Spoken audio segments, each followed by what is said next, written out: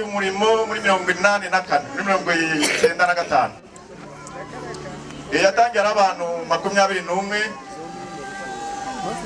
bakora umurimo kugeza uyu munsi ariko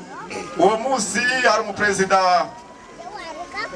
wayoboraga iyi korali watangiranye nayo yitwa Musabyimana Marcel ubu ngubu abarizwa muri korali mubona y'abashyitsi yakwigira hino mukamubona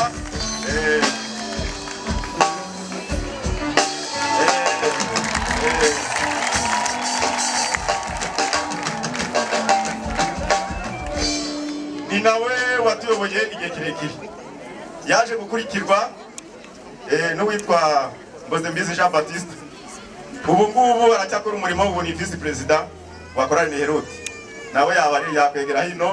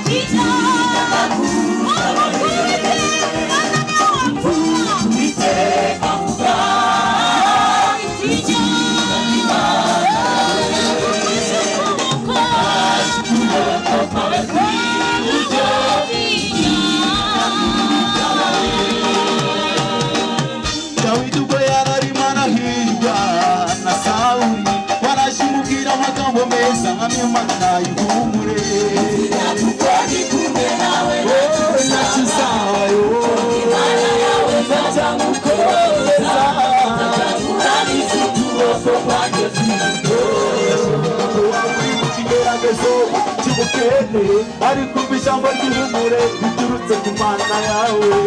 nyakukoni kumwe nawe nakiza Imana yawe nzajya mukoreza nzatakuramiza ukuboko kwanjye kwibuka urashoboka ko waba ufite uburwayi bakuremeje ari kubijambo ry'ihumure biturutse ku Mana yawe nyakukoni kumwe nawe nakiza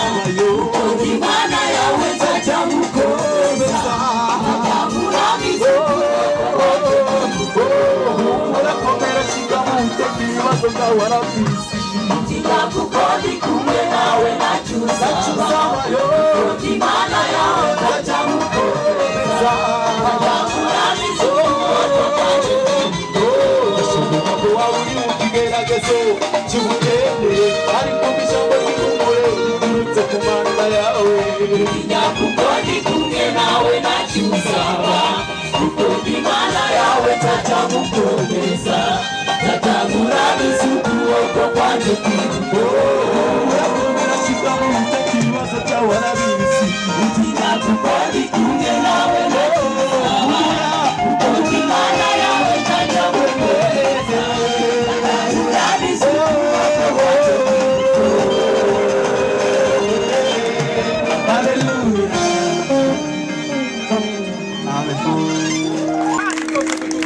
none se amashyi nukumwumvagura gusa